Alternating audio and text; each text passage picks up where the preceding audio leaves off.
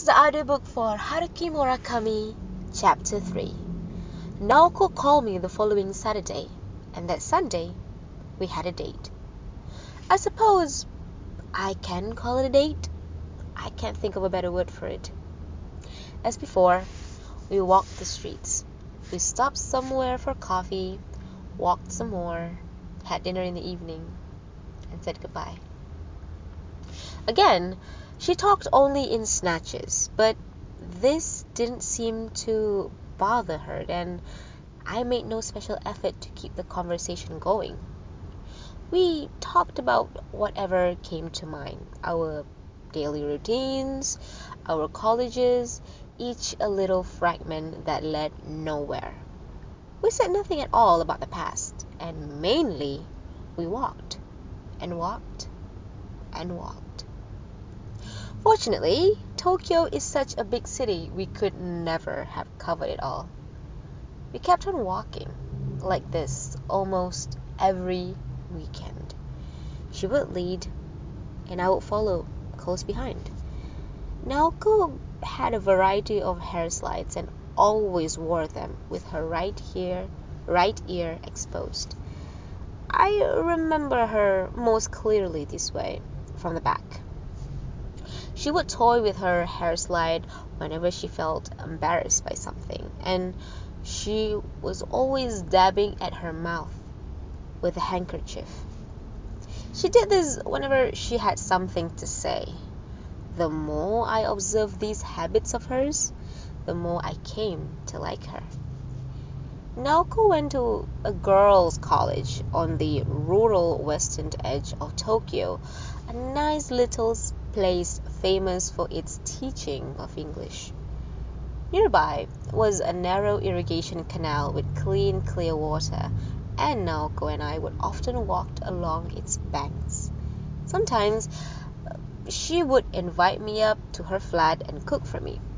It never seemed to concern her that the two of us were in such close quarters together. The room was small and neat and so lacking in frills that only the stockings drying in the corner by the window gave any hint that a girl lived here. She led a spare, simple life with hardly any friends. No one who had known her at school could have imagined her like this.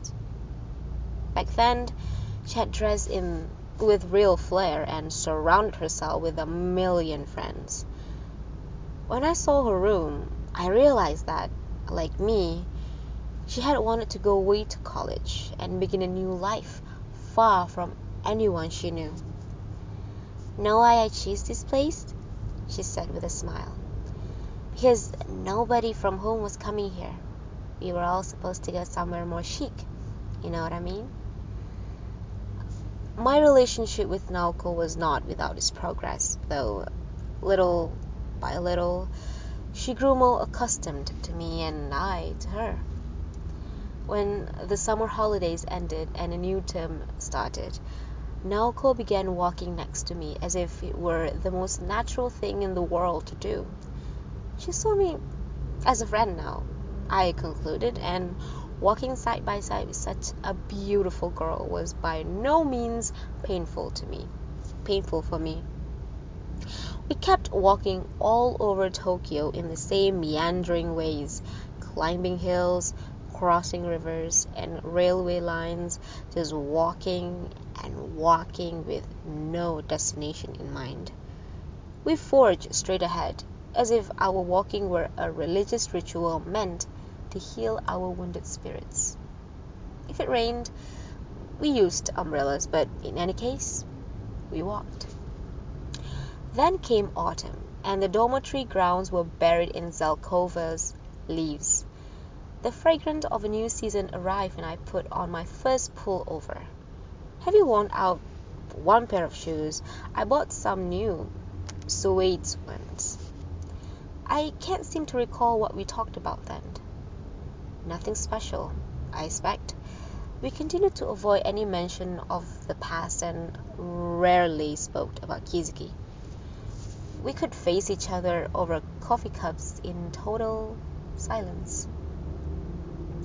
Naoko liked to hear me tell stories about Stormtrooper. Once he had a date with a fellow student, a girl in geography, of course, but came back in the early evening looking glum.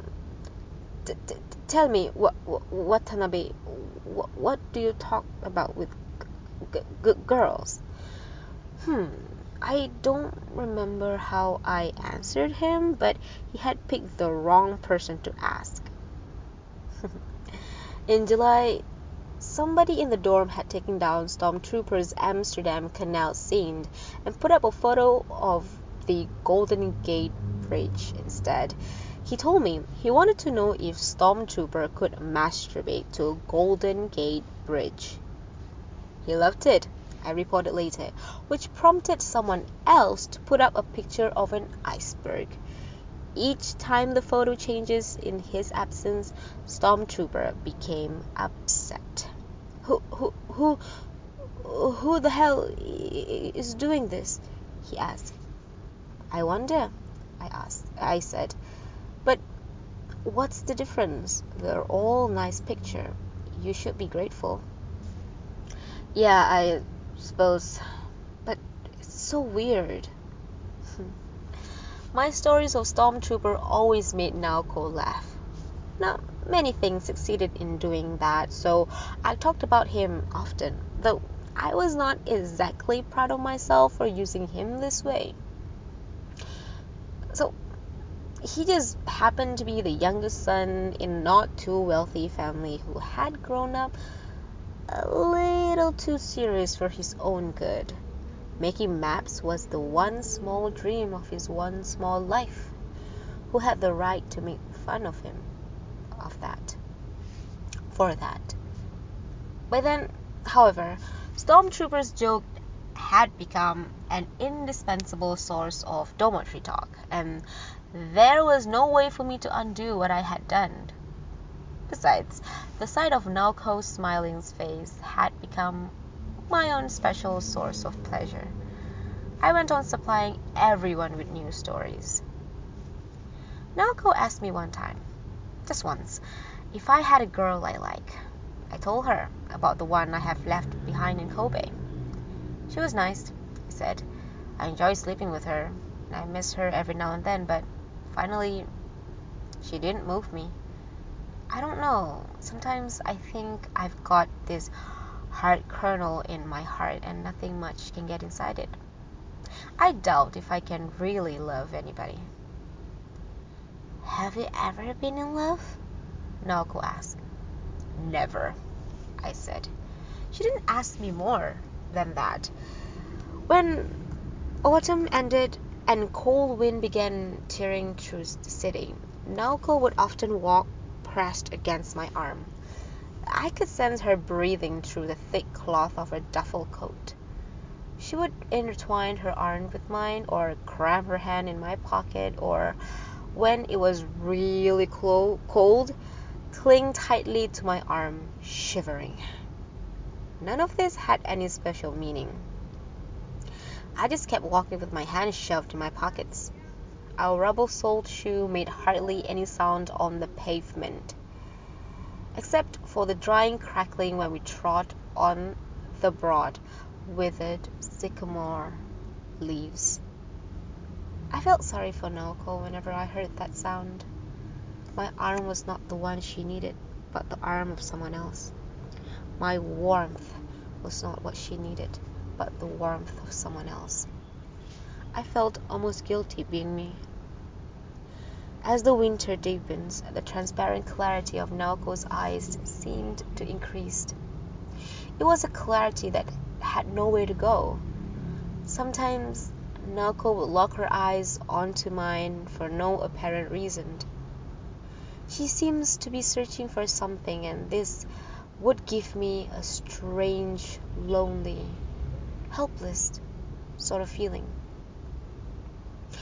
I wonder if she was trying to convey something to me, something she could not put into words, something prior to words that she could not grasp within herself, and which therefore had no hope of ever turning into words. Instead, she would fiddle with her hair slide, dab at the corner of her mouth with a handkerchief, or look into my eyes in that meaningless way.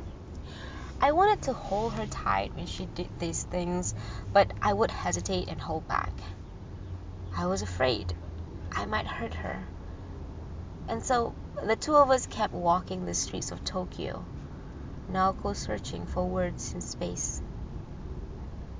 The guys in the dorm would always tease me when I got a phone call from Naoko or went out on a Sunday morning. They assumed, naturally enough, that I had found a girlfriend. There was no way to explain the truth to them, and no need to explain it, so I let them think what they wanted to.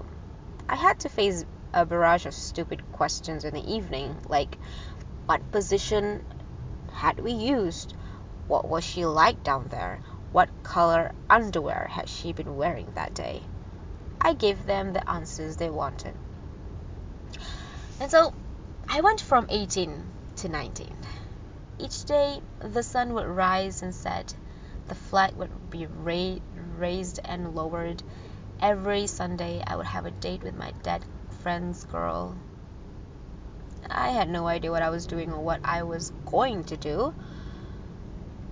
For my courses, I would read Claudel and Racine and Eisenstein, but they meant almost nothing to me.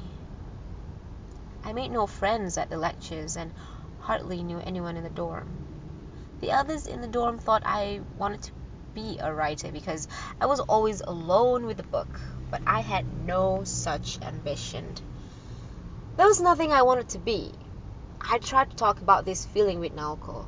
She, at least, would be able to understand what I was feeling with some degree of precision, I thought.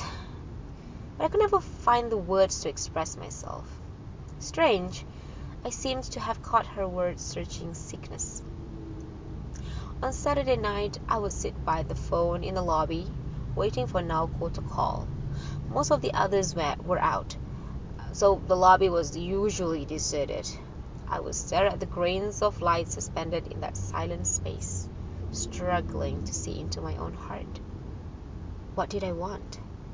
And what did others want from me? But I could never find the answers.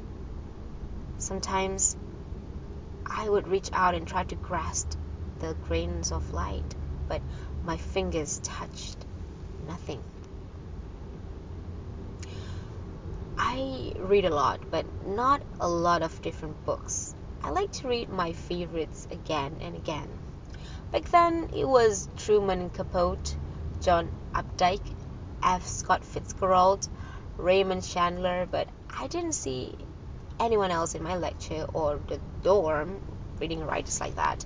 They like Kazumi Takahashi, Kenzaburo Oi, Yukio Mishima, or contemporary French novelist, which was another reason I didn't have much to say to anybody, but kept to myself and my books. With my eyes closed, I would touch a familiar book and draw its fragrance deep inside of me. This was enough to make me happy. At 18, my favorite book was John Updike's The Centaur. But after I have read it a number of times, it began to lose some of its initial luster and yielded first place to The Great Gatsby.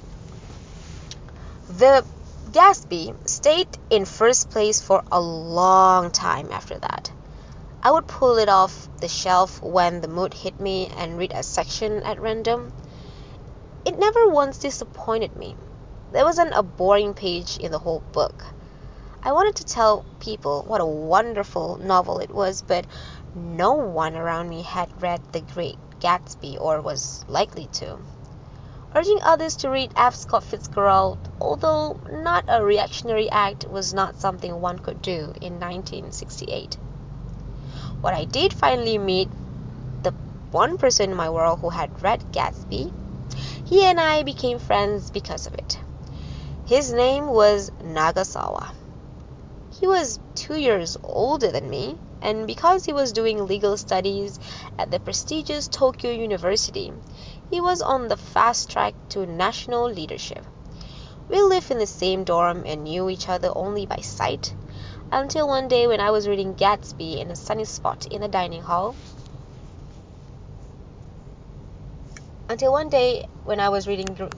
Great Gatsby in a sunny spot in the dining hall. He sat down next to me and asked what I was reading. When I told him, he asked if I was enjoying it. "This is my third time," I said, "and every time I find something new that I like even more than the last." "This man says he has read The Great Gatsby 3 times, he said, as if to himself. "Well, any friends of a Gatsby is a friend of mine." And so we became friends. This happened in October. The better I get to know Nagasawa, the stranger he seemed. I had met a lot of weird people in my day, but none as strange as Nagasawa. He was a far more voracious reader than me, but he made a rule never to touch a book by any author who had not been dead for at least 30 years. "That's the only kind of book I can trust," he said. "It's not that I don't believe in contemporary literature," he added, "but I don't want to waste valuable time reading any book that had not had the baptism of time. Life is too short." "What kind of author do you like?" I asked, speaking in respectful tones to this man 2 years my senior. "Balzac, Dante, Joseph Conrad, Dickens," he answered without hesitation. "Not exactly fashionable. That's why I read them. If you only read the books that everyone else is reading, you can only think what everyone else is thinking. That's the world of hicks and slobs. Real people will be ashamed of themselves doing that. Haven't you noticed, Watanabe? You and I are the only real ones in this dorm. The other guys are crapped." This took me off guard. "How can you say that?" "'Cause it's true.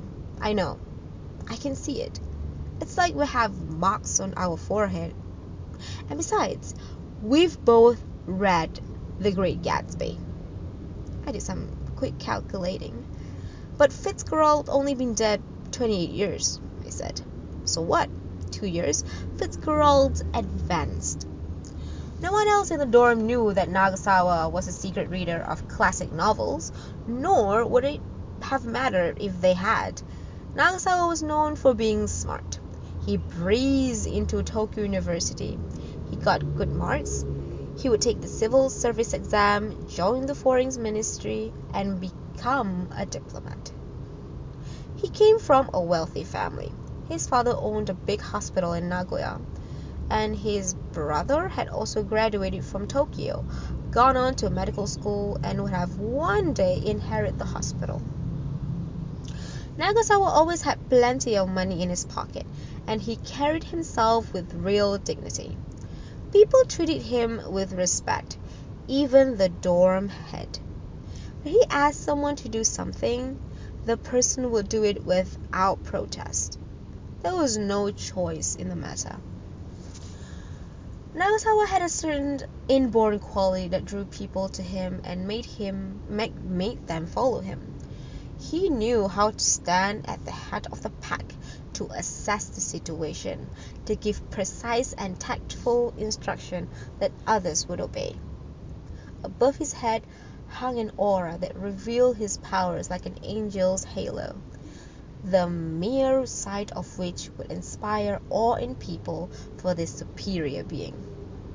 Which is why it shocked everyone that Nagasawa chose me, a person with no distinctive quality, to be his special friend. People I hardly knew treated me with a certain respect because of it. But what they did not seem to realize was that the reason for my being chosen was a simple one, namely that I treated Nagasawa with none of this adulation he received from other people. I had a definite interest in the strange, complex aspect of his nature, but none of those other things. His good marks, his aura, his looks impressed me. This must have been something new for him. There were sides to Nagasawa's personality that conflicted in the extreme. Even I would be moved by his kindness at times, but he could just as well be malicious and cruel. He was both a spirit of amazing loftiness and an irredeemable man of the gutter. He could charge forward, the optimistic leader, even as his heart writhed in the swamp of loneliness. I saw these paradoxical qualities of his from the start, and I could never understand why they weren't just as obvious to everyone else.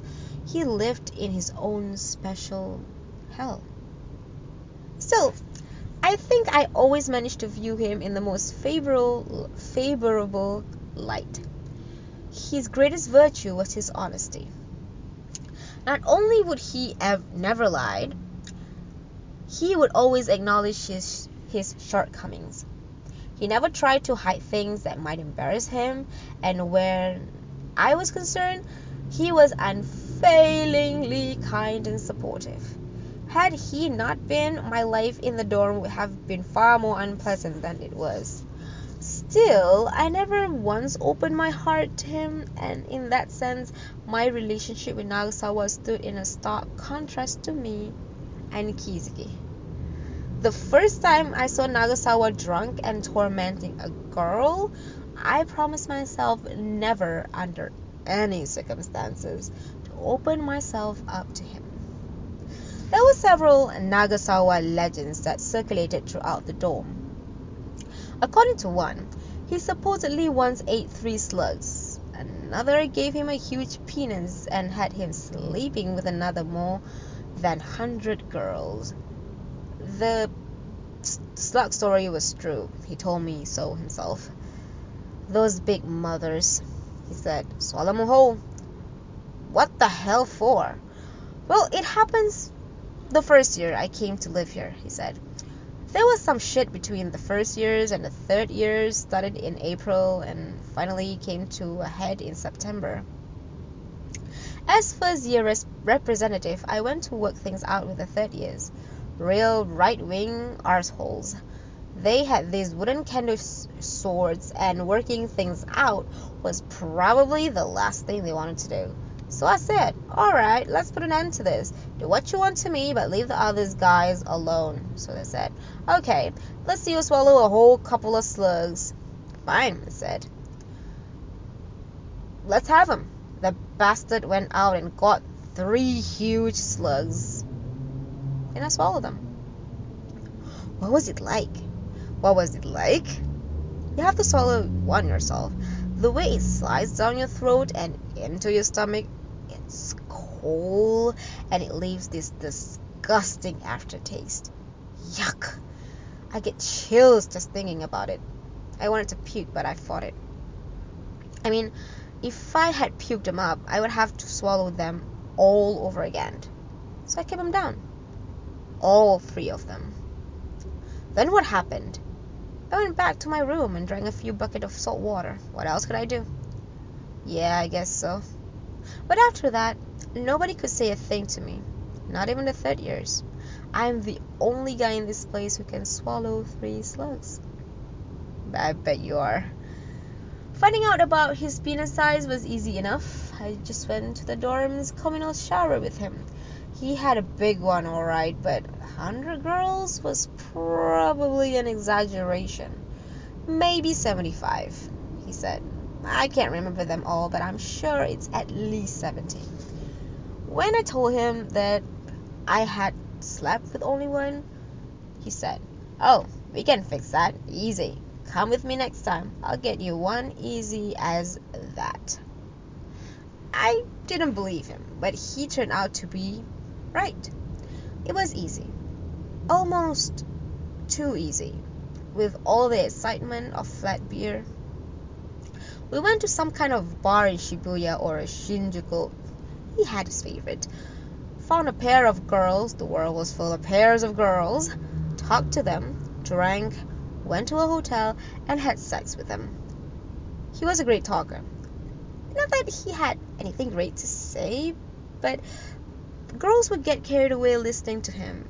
They drink too much and end up sleeping with him. I guess they enjoy being with somebody so nice and handsome and clever. And the most amazing thing was that just because I was with him, I seemed to become equally fascinating to them. Nagasawa would urge me to talk, and girls would respond to me with the same smile of admiration they offered him. He worked his magic, a real talent he had that impressed me every time. Compared with Nagasawa, Kizuki's conversational gifts were child's play. This was a completely different conversational gift. This was a completely different level of accomplishment. As much as I found myself caught up in Nagasawa's power, though, I still missed Kizuki. I felt a new admiration for his sincerity. Whatever talent he had, he would share with Naoko and me alone, while Nagasawa was bent on disseminating his considerable gift to all around him. Not that he was dying to sleep with the girls he found. It was just a game to him. I was not too crazy about sleeping with girls. I didn't know. It was an easy way to take care of my sex drive, of course, and I did enjoy all the holding and touching, but I hated the morning after. I'd wake up and find this strange girl sleeping next to me, and the room would reek of alcohol, and the bed and the lighting and the curtain had that special love hotel garishness, and my head would be in a hungover fog. Then the girl would wake up and start groping around for her knickers, and while she was putting on her stockings, she'd say something like, "I hope you used one last night. It's the worst day of the month for me." Then she'd sit in front of the mirror and start grumbling about her aching head or her uncooperative makeup while she redid her lipstick or attached her false eyelashes. I would have preferred not to spend the whole night with them, but you can't worry about a midnight curfew when you're seducing a woman, which runs counter to the law of physics anyway, so I'll go out with an overnight pass. This meant I had to stay put until morning and go back to the dorm filled with self-loathing and disillusionment, sunlight grabbing my eye, mouth coated with sand, head belonging to someone else. When I had slept with 3 or 4 girls this way, I asked Nagasawa, "After you've done this 70 times, doesn't it begin to seem kind of pointless?" "That proves you're a decent human being," he said. "Congratulations. There is absolutely nothing to be gained from sleeping with one strange woman after another. It just tires you out and makes you disgusted with yourself. It's the same for me." "So why the hell do you keep it up?" "Hard to say. Hey, you know that thing Dostoevsky wrote on gambling? It's like that. When you're surrounded by endless possibility, one of the hardest things you can do is pass them up. See what I mean? Sort of. Look, the sun goes down, the girls come out and drink, they wander around looking for something. I can give them that something. It's the easiest thing in the world, like drinking water from a tap. Before you know it, I've got them down. It's what they expect. That's what I mean by possibility. It's all around you. How can you ignore it? You have a certain abilities and the opportunity to use it. Can you keep your mouth shut and let it pass?" "I don't know. I've never been in a situation like this," I said with a smile. "I can't imagine what it's like." "Count your blessing," Nagasawa said. His womanizing ways was the reason Nagasawa lived in a dorm despite his affluent background. Worried that Nagasawa would do nothing else if allowed to live alone in Tokyo, his father had compelled him to live all 4 years at the university in the dormitory. Not that it mattered much to Nagasawa. He was not going to let a few rules bother him. Whenever he felt like it, he would get an overnight permission and go girl hunting or spend the night at his girlfriend's flat. This permission were not easy to get, but for him, they were like free passes, and for me too, as long as he did the talking. Nagasawa did have a steady girlfriend, one he'd been going out with since his first year. Her name was Hatsumi, and she was the same age as Nagasawa. I had met her a few times and found her to be very nice. She didn't have the kind of looks that immediately attracted attention, and in fact she was so ordinary that when I first met her I had to wonder why Nagasawa couldn't do better, but anyone who talked to her took an immediate liking to her. Quiet, intelligent, funny, caring, she always dressed with immaculate good taste. I liked her a lot and knew that if I could have a girlfriend like Hatsumi, I wouldn't be sleeping around with a bunch of easy marks. She liked me too and tried hard to fix me up with a first year in her club so we could double date. But I would make up excuses to keep from repeating past mistakes. Hatsumi went to the absolute top girls' college in the country, and there were no way I was going to be able to talk to one of the super rich princesses. Hatsumi had a pretty good idea that Nagasawa was sleeping around, but she never complained to him. She was seriously in love, but she never made demands. I don't deserve a girl like Hatsumi, Nagasawa once said to me. I had to agree with him. That winter, I found a part-time job in a little record shop in Shinjuku. It didn't pay much, but the work was easy. Just watching the place 3 nights a week, and they let me buy records cheap. For Christmas, I bought Naoko a Henry Mancini album with a track of her favorite, Dear Heart. I wrapped it myself and added a bright red ribbon. She gave me a pair of woolen gloves she had knitted. The thumbs were a little short, but they did keep my hands warm. "Oh, I'm sorry," she said, blushing. "What a bad job." "Don't worry, they fit fine," I said, holding my gloved hand out to her. "Well, at least you won't have to shove your hands in your pocket, I guess." Naoko didn't go home to Kobe for the winter break. I stayed in Tokyo too, working in the record shop right up to the end of the year. I didn't have anything especially fun to do in Kobe or anyone I wanted to see. The dorm's dining hall was closed for the holidays, so I went to Naoko's flat for meals. On New Year's Eve, we had rice cake and soup like everybody else. A lot happened in late January and February that year, 1969. At the end of January, Stormtrooper went to bed with a raging fever, which meant I had to stand up Naoko that day. I had gone to a lot of trouble to get my hands on some free tickets for a concert. She had been especially eager to go because the orchestra was performing one of her favorites, Brahms' Fourth Symphony. But with Stormtrooper tossing around in bed on the verge of what looked like an agonizing death, I couldn't leave him, and I couldn't find anyone stupid enough to nurse him in my place.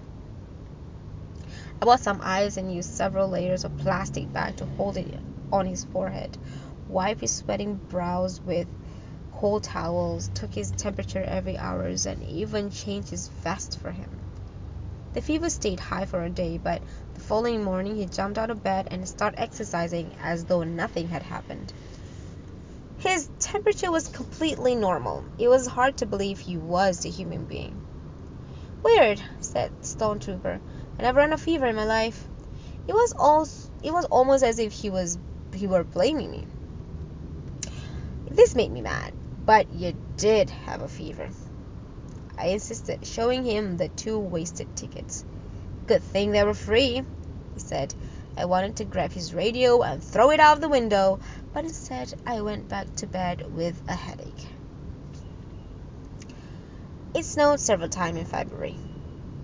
Near the end of the month, I got into a stupid fight with one of the third years on my floor and punched him.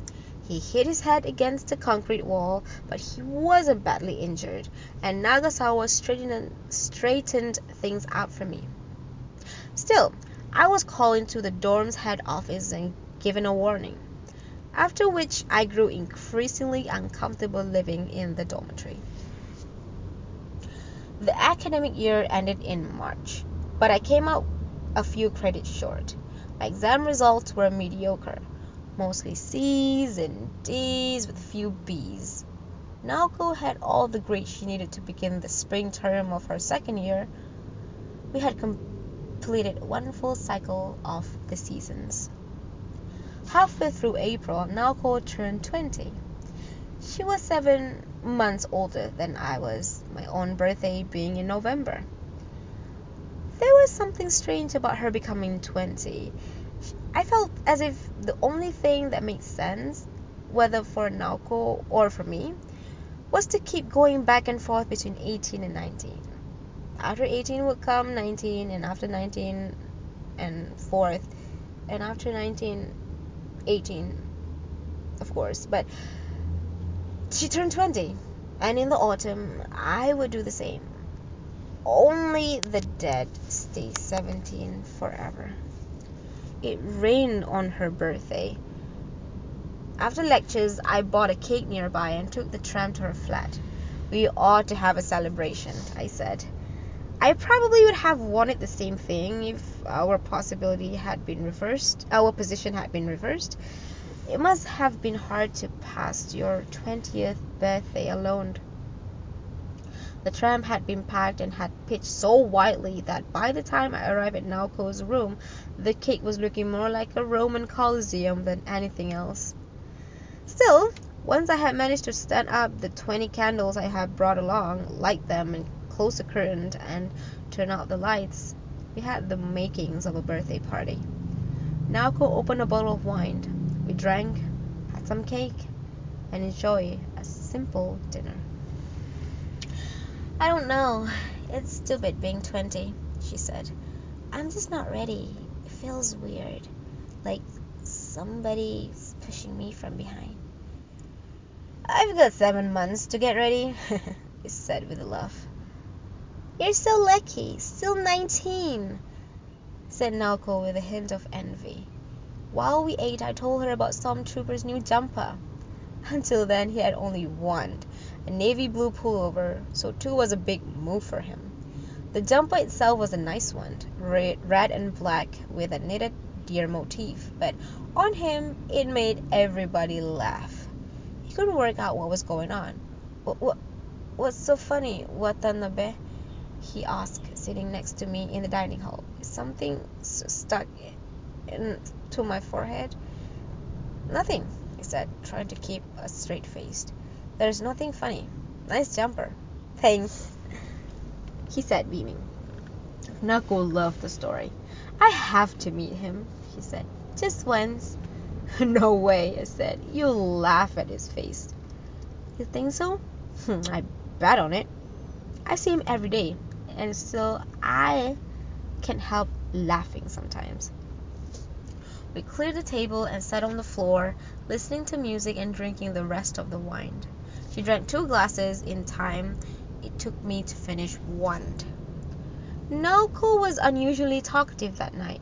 She told me about her childhood, her school, her family. Each episode was a long one, executed with the painstaking details of a miniature. I was amazed at the power of her memory, but as I sat listening, it began to dawn on me that there was something wrong with the way she was telling those stories. Something strange, warped even. Each tale had its own internal logic, but the link from one to the next was odd. Before you knew it, Story A had turned to Story B, which had been contained in Story A. Then came C from something in B, which no end in sight. I found things to say in response at first, but after a while stopped trying. I put on a record, and when I ended, I lifted the needle and put on another. After the last record, I went back to the first. She only had 6. The cycle started with Sgt. Pepper's Lonely Hearts Club Band and ended with Bill Evans' Waltz for Debbie. Rain fell past the window. Time moved slowly. Naoko went on talking about herself. It eventually dawned on me what was wrong. Naoko was taking great care as she spoke not to touch on certain things. One of those things was Kizuki, of course, but it But there was more than Kitsuki. And though she had certain subjects she was determined to avoid, she went on endlessly and in incredible detail about the most trivial, inane thing. I had never heard her speak with such intensity before, and so I did not interrupt her. Once the clock struck 11, though, I began to feel nervous. She had been talking non-stop for more than 4 hours. I had to worry about the last train and my midnight curfew. I saw my chance and cut in. "Time for the troop to go home," I said, looking at my watch. "Last train's coming." My words didn't seem to reach her, or if they did, she was unable to grasp their meaning.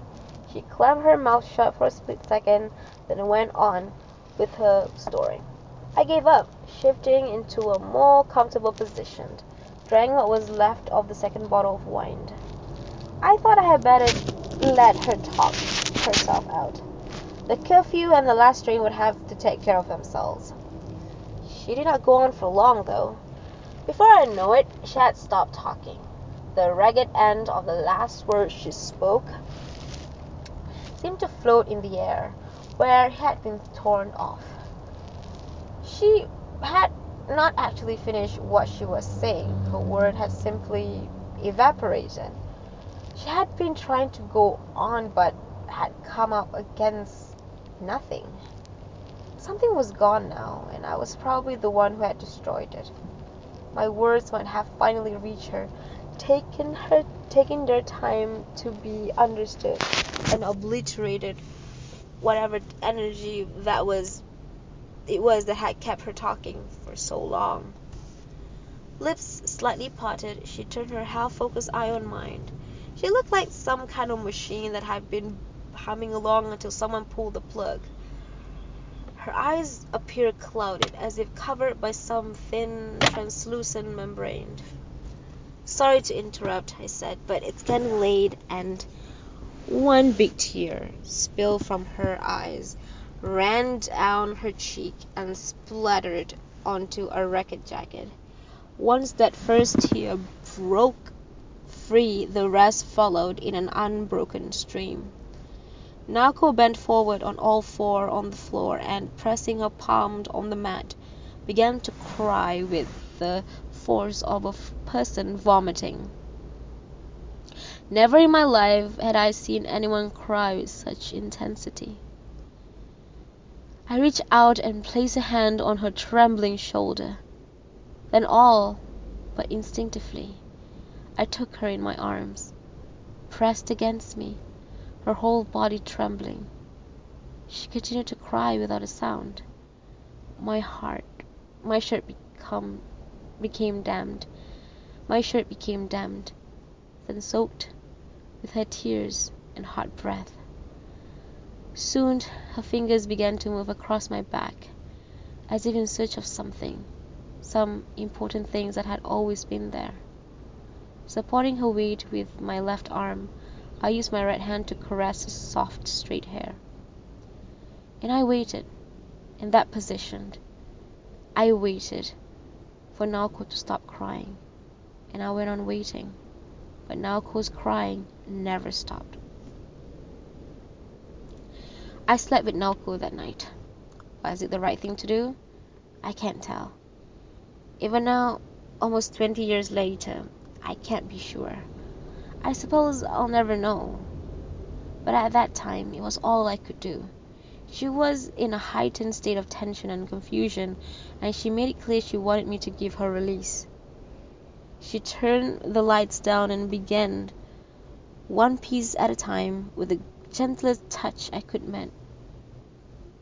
I turned the lights down and began, one piece at a time, with the gentlest touch I could manage, to remove her clothes. Then I undressed. It was warm enough, that rainy April night, for us to cling to each other's nakedness without a sense of chill. We explored each other's bodies in the darkness without words. I kissed her and held her soft breasts in my hands. She clutched at my erection. Her opening was warm and wet and asking for me. And yet, and I went inside her, Naoko tense with pain. Was this her first time? I asked, and she nodded. Now it was my turn to be confused. I had assumed that Naoko had been sleeping with Kizuki all that time. I went in as far as I could and stayed that way for a long time, holding Naoko without moving. And then as she began to seem calmer, I allowed myself to move inside her, taking a long time to come to climax with slow, gentle movements. Her arms tightened around me at the end, and when at last she broke her silence. Her cry was the saddest sound of orgasm I had ever heard. When everything has ended, I asked Naoko why she had never slept with Kizuki. This was a mistake. No sooner had I asked the question than she took her arms from me and started crying soundlessly again. I pulled her bedding from the closet, spread it on the mat floor, put her in beneath the cover. Smoking, I watched the endless April rain beyond the window. The rain had stopped when morning came. Naoko was sleeping with her back to me. Or maybe she hadn't slept at all. Whether she was awake or asleep, all words had left her lips, and her body was now seemed stiff, almost frozen. I tried several times to talk to her, but she would not answer or move. I stared for a long time at her naked shoulder, but in the end I lost all hope of eliciting a response and decided to get up. The floor was still littered with record jackets, glasses, wine bottle, and the ashtray I had been using. Half the caved-in birthday cake remained on the table. It was as if time had come to a halt. I picked up the things off the floor and drank 2 glasses of water at the sink. On Naoko's desk lay a dictionary and French verb chart. On the wall above the desk hung a calendar, one without an illustration or photo of any kind. Just the numbers of the days of the month. Then there were no memos or marks written next to any of the dates. I picked up my clothes and dressed. The chest of my shirt was still damp and chilly. It had Naoko's smell. On the notepad lying on the desk I wrote, "I'd like to have a good long talk with you once you're calmed down. Please call me soon. Happy birthday." I took one last look at Naoko's shoulder, stepped outside, and quickly shut the door. No call came even after a week had passed. Naoko's house had no system for calling people to the phone, and so on Saturday morning I took the train to Kokubunji. She wasn't there, and her name had been moved from the door. The windows and storm shutter were closed tight. The manager told me that Naoko had moved out 3 days earlier. He had no idea where she had moved to. I went back to the dorm and wrote Naoko a long letter addressed to her home in Kobe. Wherever she was, they would forward it to me at least. They will forward it to her at least. I gave her an honest account on my feelings. There was a lot I still didn't understand, I said, and though I was trying hard to understand, it would take time. Where I would be once that time had gone by. It was impossible for me to say now, which is why it was impossible for me to make promises or demands or to set down pretty words. For one thing, we knew too little of each other. If, however, she would grant me that time, I would give it my best effort, and the two of us would come to know each other better. In any case, I wanted to see her again and have a good long talk. When I lost Kizuki, I lost the one person to whom I could speak honestly of my feelings. And I imagine it had been the same for Naoko. She and I had needed each other more than either of us knew, which was no doubt why our relationship had taken such a major detour and become, in a sense, warped. I probably should not have done what I did, and yet I believe that it was all I could do. The warmth and closeness I felt for you at that moment, something I had never experienced before. I need you to answer this letter. Whatever the answer may be, I need to have it. No answer came. Something inside me had dropped away, and nothing came in to fill the empty cavern. There was an abnormal lightness to my body and sound that had a hollow echo to them. I went to lectures more faithfully than ever. They were boring. I never talked to my fellow students, but I had nothing else to do. I would sit by myself in the very front row of the lecture hall, speak to no one, and eat alone. I stopped smoking. The student strike started at the end of May. "Dismantle the university!" they all screamed. Go ahead, do it. Do it. Dismantle it, tear it apart, crash it to bits. I don't give a damn.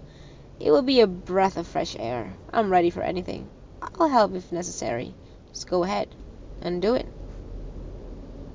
With the campus blockaded and lectures suspended. With the campus blockaded and lectures suspended, I started to work at a delivery company, sitting with the driver, loading and unloading lorries, that kind of stuff. It was tougher than I thought. At first I could hardly get out of the bed in the morning with the pain. The pay was good, though, and as long as I kept my body moving, I could forget about the emptiness inside.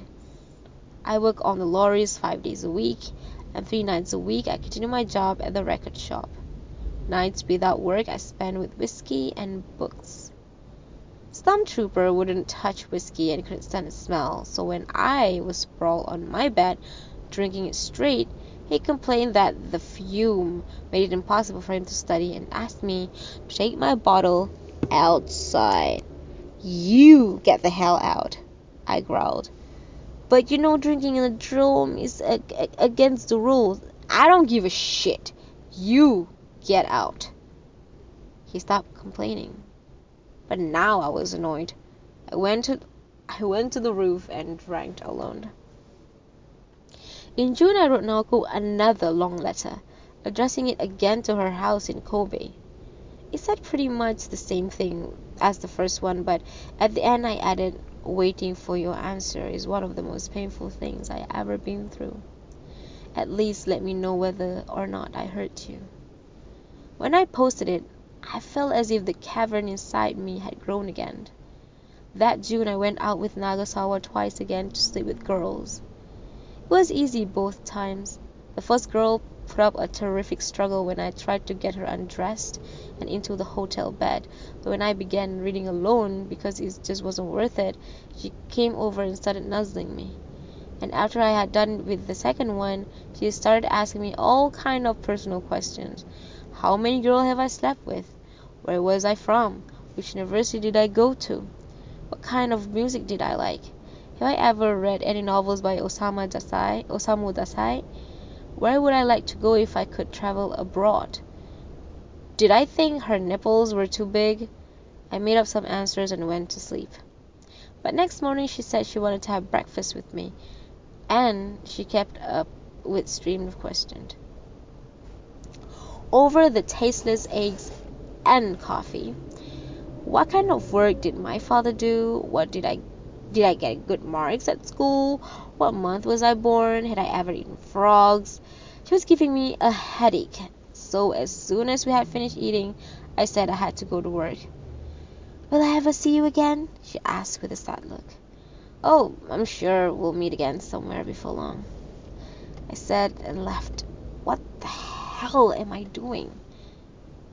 I started wondering as soon as I was alone, feeling disgusted with myself. And yet, it was all I could do. My body was hungering for a woman. All the time I was sleeping with those girls, I thought about Naoko. The white shape of her naked body in the darkness, her sighs, the sound of the rain. The more I thought about these things, the hungrier my body grew. When I went up to the roof with my whiskey and asked myself where I thought I was heading. Finally, at the beginning of July, a letter came from Naoko. A short letter. Please forgive me for not answering sooner, but try to understand. It took me a very long time before I was in any condition to write, and I have started this letter at least 10 times.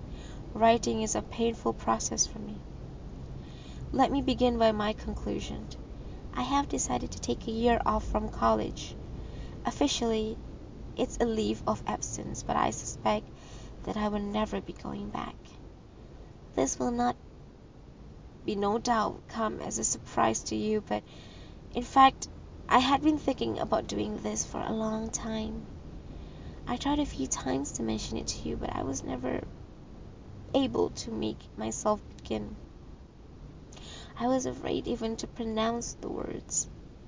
Try not to get so worked out about things. Whatever happened or didn't happen, the end result would have been the same. This may not be the best way to put it, and I'm sorry if it hurts you. What I'm trying to tell you is, I don't want you to blame yourself for what happened with me. It's something I had to take on all by myself. I had been putting it off for more than a year, and so I ended up making things very difficult for you. There's probably no way to put it off any longer. After I moved out from my flat, I came back to my family's house in Kobe and was seeing a doctor for a while. He tells me there is a place in the hills outside Kyoto that will be perfect for me, and I'm thinking of spending a little time there. It's not exactly a hospital, more a sanatorium kind of thing with a far freer style of treatment. I'll leave the details for another letter. What I need now is to rest my nerve in a quiet place, cut off from the world. I feel grateful in my own way for the year of companionship you gave me. Please believe that much, even if you believe nothing else. You are not the one who hurt me. I myself am the one who did that. This is truly how I feel. For now, however, I am not prepared to see you. It's not that I don't want to see you. I am simply not prepared for it. The moment I feel ready, I will write to you. Perhaps then we can get to know each other better. As you say, that's probably what we should do. Get to know each other better. Goodbye. I read Naoko's letter again and again, and each time I would be filled with the same unbearable sadness I used to feel whenever Naoko herself stared into my eye. I had no way to deal with it, no place I could take it to or hide it away, like the wind passing over my body. It had neither shape nor weight, nor could I wrap myself in it. Object in the scene would drift past me, but the words they spoke never reached my ears. I continued to spend my Saturday night sitting in the hall. There was no hope of a phone call, but I didn't know what else to do with the time.